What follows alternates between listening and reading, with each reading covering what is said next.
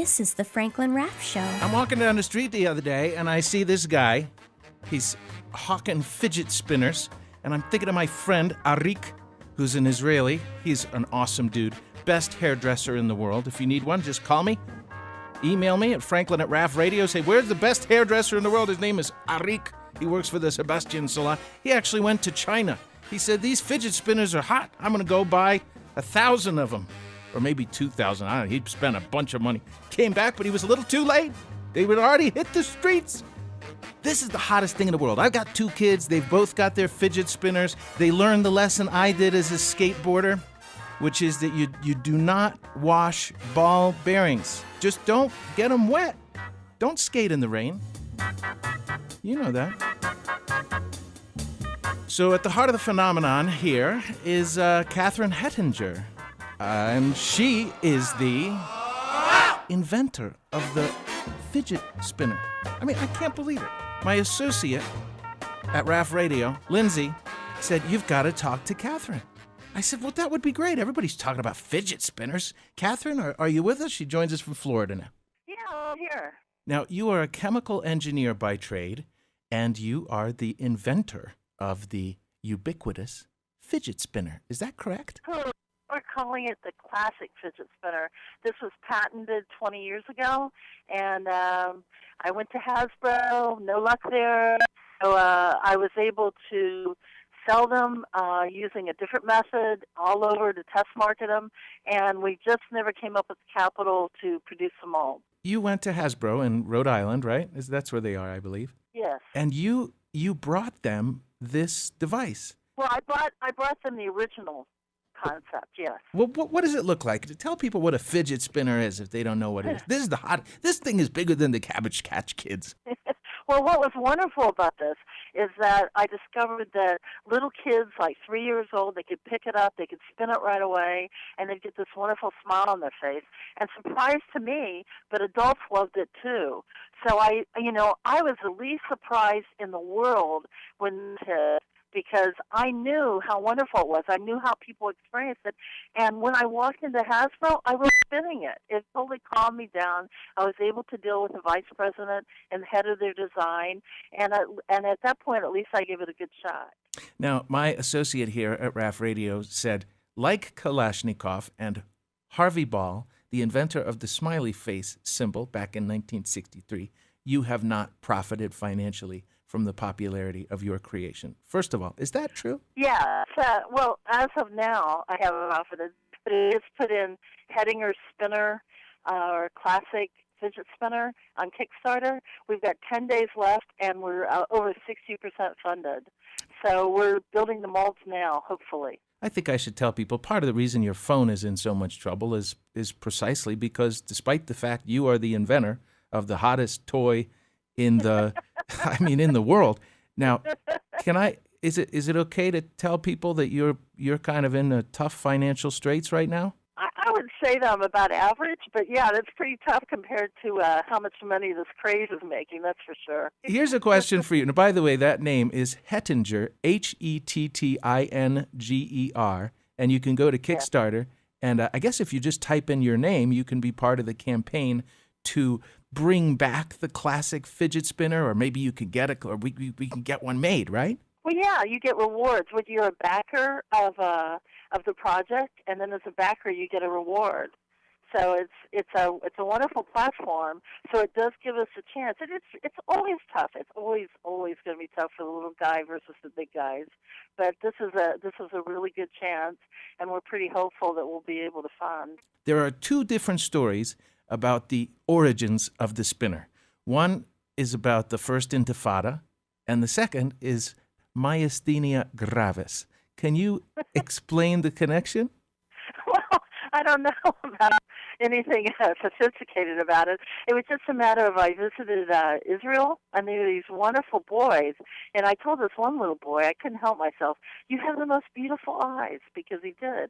And they were very young, and they were running around, and I thought, oh, well, this is the summer, that's not so bad.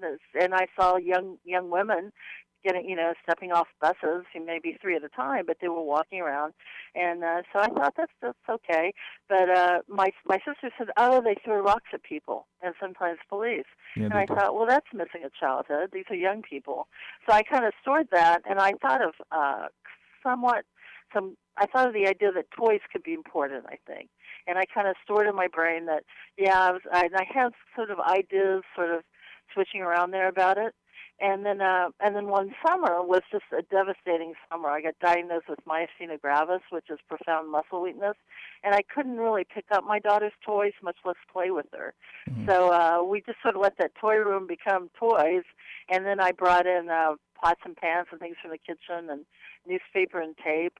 And while she would play with her toys, I would do design. And I hate to tell you how long this took to develop.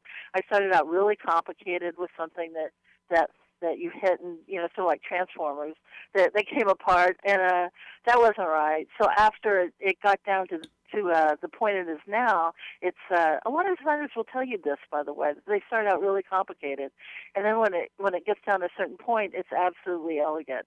And my daughter worked on stuff with me. She was very young, but I consider her a co-inventor, and she spun it, I spun it, I modeled it. Then a friend of mine, they were selling his sign company, so he sold me a sign machine. So I was able to make them, and that's when I was able to test market them. Ladies and gentlemen, I want you to understand, we are speaking with the inventor who has not profited, by the way, but I will say that Yes. you did apply for the patent in 1993. It was granted in 1997. You then began manufacturing the now ubiquitous, internationally famous fidget spinner, Catherine Hettinger, and I want people to know that your name is spelled Hettinger, and you have a Kickstarter campaign. And by the way, Catherine could really use your help right now. This is real stuff. You're not a sham artist. Now, this patent was due to be renewed in 2005. But am I right, Catherine, our vast research department down here at the station, the patent lapsed. Is that correct? Well, what isn't correct is that it was $1,100. Yes. If you talk to anyone in small business and, they look back and you say, don't you regret not doing this or that? But it's like you're nickeled and dined to death with everything that's going on. And unfortunately, I just didn't have the money. So that's what ended up happening. I still continue to go to my inventors meetings, which I've helped run, and I would show them the classic fidget spinner, and tell them that it was. And also, I want to say it was a utility patent, so people don't realize it's actually what's written in the claims. It's not how it looks.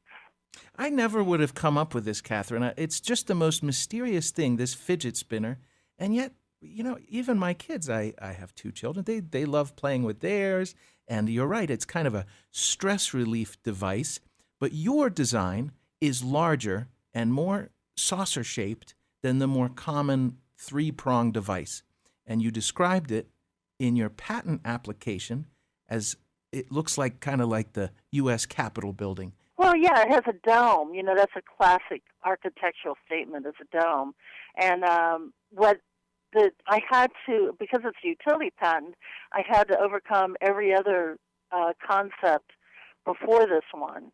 And one of the things that all of a sudden I had to remember freshman physics when I was talking to the patent examiner, but the center of gravity of it and the way that it has an outlying area, it has really good angular momentum. So once you get it spinning, you don't have to use your other hand. You just fidget with it, and it keeps spinning. And the spinning effect itself is great. And also, if you're a little nervous and you're fidgeting even more, you just move your finger more. So I'm telling you, it was just marvelous. People just enjoyed it. So it was heartbreaking to have to struggle to not be able to introduce it myself. But inventors have a hard time. It's not an easy thing. It's just such a crazy thing, too, Catherine. By the way, Catherine Hettinger, the inventor of the fidget spinner, and you can learn more. I strongly urge you to visit your page as well. You have a Kickstarter page to bring back the classic fidget spinner. But there's another website that is called classicspinner.com. Yes. I was speaking with my daughter the other day, and she was baffled by the popularity, which I had to try to explain to her, of the pet rock.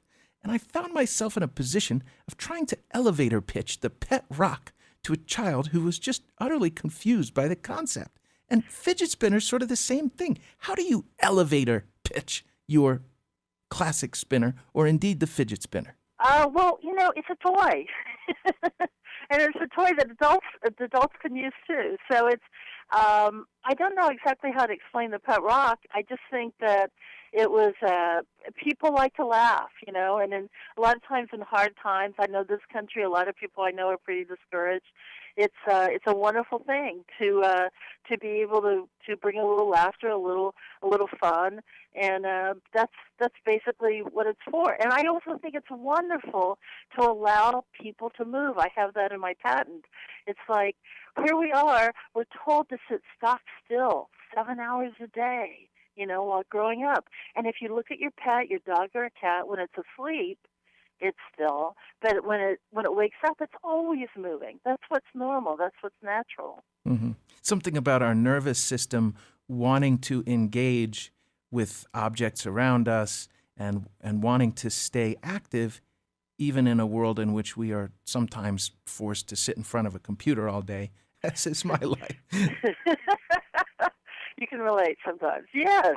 I hope that everyone's able to get it. I'm going to be very disappointed. I got a letter yesterday from a 12-year-old boy that didn't even have my address on it, and I just feel bad if he isn't able to get one.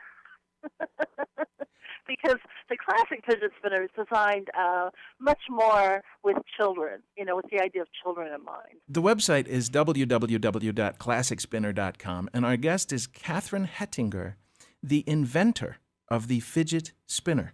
She has not, regrettably, as is the case with many great inventors, profited from her invention, so I urge you to be part of the Kickstarter campaign. And by the way, Catherine, what does the Kickstarter campaign, as separate from ClassicSpinner.com, accomplish if you manage to get your funding? Well, the way it works is that on Kickstarter, we're over 60%, which is wonderful. What we've had available and what's wonderful to be able to do is to be able to build the molds. The classic fidget spinner is straightforward. Once the molds are built, you produce it and you ship it off. And if I go, as I will, to the Kickstarter campaign and contribute to your classic spinner, do I then have the opportunity to get a real, original classic spinner in the mail for my kids? Yeah, so they have rewards. There's a timeline there because mold makers usually will quote you 6 weeks, but sometimes they take 12 weeks. But we're working hard and diligently to use local, so we can look over their shoulders on their mold building. We have been joined today by Catherine Hettinger, a chemical engineer, and according to Wikipedia and the Patent Office, the inventor of the fidget spinner, none other. An amazing story, and really invented to promote peace in the Middle East. Would you say, Catherine? Well, yes, I really think so. And as a visitor, you see more than you do sometimes in your own hometown, don't you? Thank you so much for joining us, Catherine. Back in a moment here on The Franklin Raff Show in Chicago. This is The Franklin Raff Show.